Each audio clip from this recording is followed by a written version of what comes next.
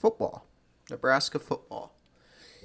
You have to be thinking, your lucky stars, that the volleyball team and the basketball teams are basically carrying the entirety of the hopium for Nebraska. Alright? Because this performance made me glad that I had to go to fucking Thanksgiving on this day. I don't blame him for scheduling it on this day, because nobody that attended that gives a single rat's ass about football or really any sport. I'm glad that they took me away from that and, made me sit down at a dinner table and fucking do something else other than watch this trash-ass performance. Okay? Because this was terrible. And I don't care that Iowa has finally figured out on offense. They sacrificed, their defense. A little bit of their defensive prowess. They're not necessarily top 10 anymore. That's the reason why we put 16 points, I guess. But you did this performance knowing very well that you had to perform on offense. And especially when Latif goes down with, allegedly, I'm not entirely sure if this is correct, a torn hamstring. You try and trot out your running quarterback after that. Are you stupid? Are you an idiot? What are you doing? Alright? You have to get more offense than what you were expecting, so that the defense could at least rest.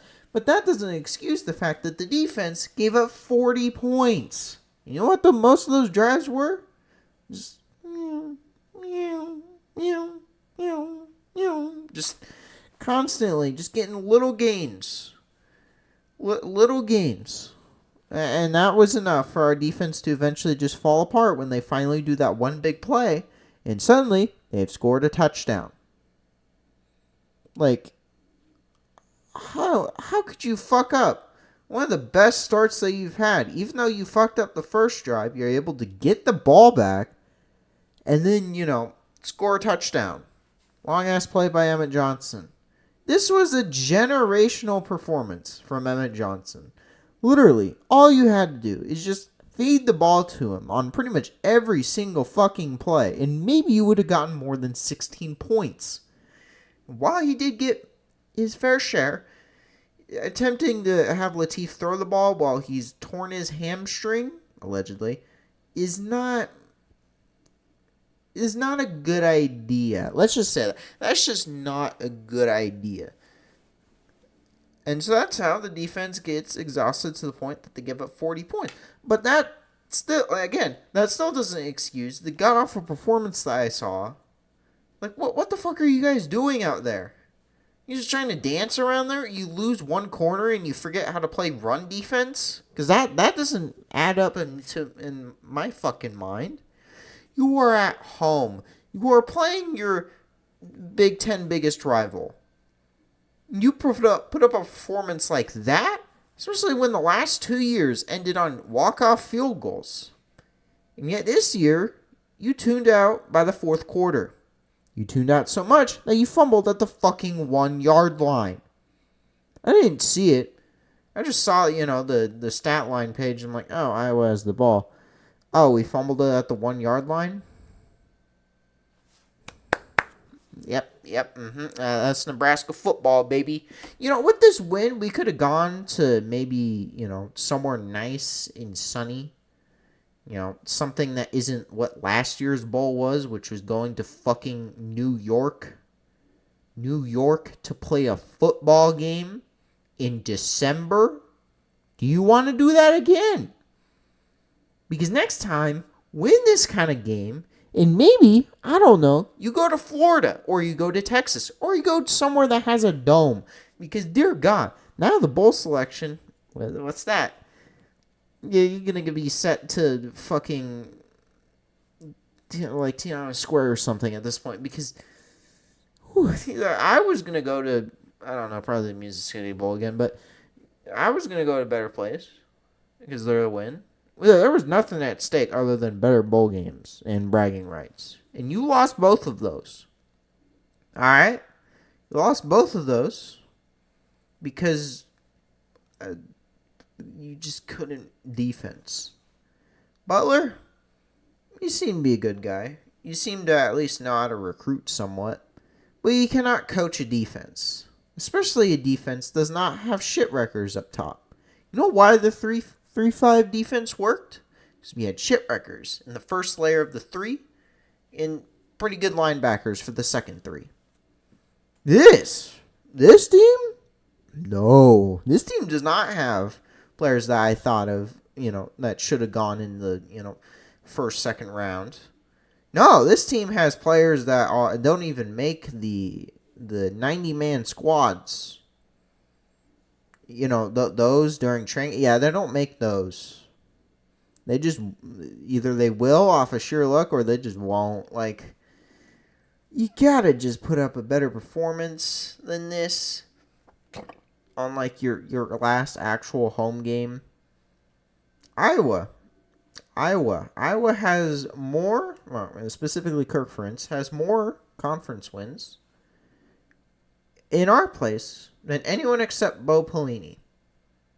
Any of our coaches. That's fucked. That's fucked.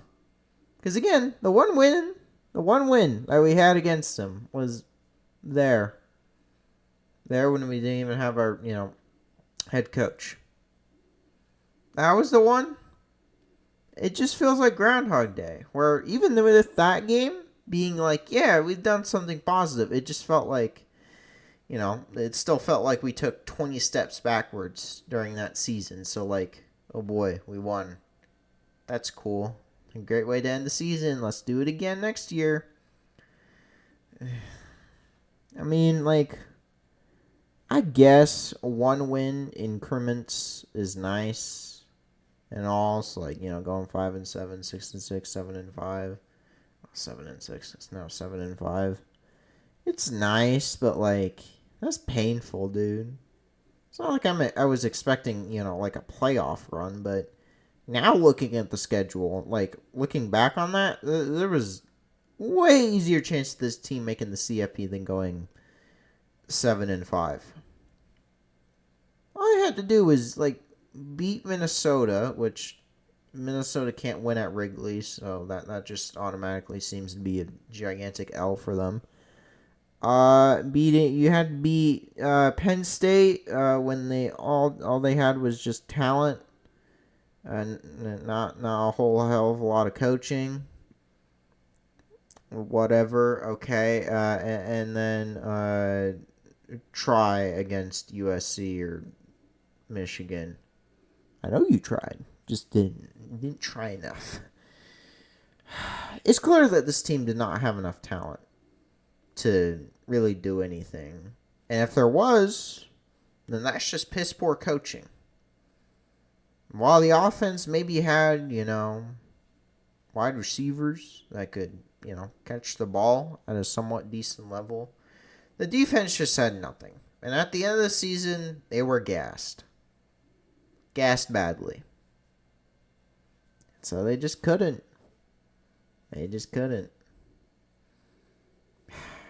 Just, Butler, you're going to have to go. We have to change the defensive scheme. Either you go or you change the scheme. Because this kind of defense will not work unless you get 4 or 5 guys on the defensive line from the transfer portal. Because outside of that, that's not going to fly. Especially in the Big Ten. This isn't the SEC. This is the Big Ten. You have to stop the run first. Even in the SEC, there's a good amount of teams that are run first. You stop the run before you force the pass. To force the pass, okay? You couldn't stop the run, so they just kept running the ball. Worked last year. We had some decent corners. Good enough corners anyway. To drag us to 6 wins. Now we had somewhat of an offense. And the defense decided to capitulate. And Really, like, I also have to question the decisions of a certain former defensive coordinator. Why would you go to Florida State and then use your defense to beat Alabama, and then do jack squat elsewhere? I don't know. Just thinking, just thinking why he left for a team that then ended up doing worse than us. But you can't win them all. But now we head into the proto off season. Also, just Emmett Johnson. Thank you for your time. Thank you for somehow not getting into the Doak Walker's finalists. That was a war crime. You did as much as you could with this dog shit O line. Oh yeah, the Rayola that it coaches the O line. Get out! I don't need you there. Emmett Johnson, if he had an O line that was even like top 40 in the FBS, he could have had 2,000 rushing yards. He's that good. Whatever NFL team takes him in the 5th round, because that's unfortunately what he's probably going to get graded as. Whatever team takes him there, he'll do well. Just let him cook. That's all I ask. Just let him cook. Just let him cook. He'll do it. Rayola? Is he gone? Is he not? I don't really care. He's good. But he has flaws. And whether he needs to work on his flaws elsewhere and he just can't really get the coaching he needs here, by all means, next man up, buddy. It's always next man up. It's always why I think that, the whole Joe Burrow thing. We could have had Joe Burrow. Oh, but Scott Frost would have ruined him. He would have needed the coaching elsewhere. And what do you know? LSU has that. Also, known as just having a god tier amount of wide receivers. Good lord, that seems unfair. But just obviously this season was an improvement. This is the best season that we've had since 2016. It's a painful amount of years away. But there's a whole hell of a lot that they could have done better. And considering that next year's schedule is a million times harder than this doo-doo ass schedule, it'll be tough. It'll be tough getting to 8-4 next year. It's a slow, painful climb, but one day we might get back to relevance. And also the reason why I'm not, completely unhappy is because of certain other performances. Mostly the volleyball team getting its 29th win. Good job, guys. You beat up a battered Penn State. Somehow one of their attackers is like the best in their history at kills per set. I gotta ask why. When did that happen? I don't remember. And we've already won the Big Ten. We did that last weekend. Wahoo! Got the trophy this week. And we now play Ohio State tomorrow.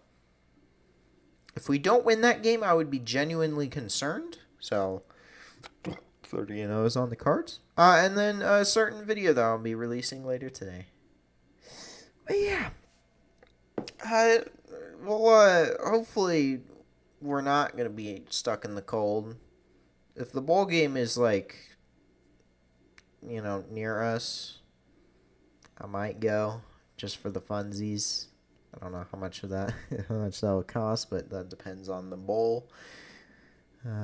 Sadly, no Pop-Tart, but that was never at stake.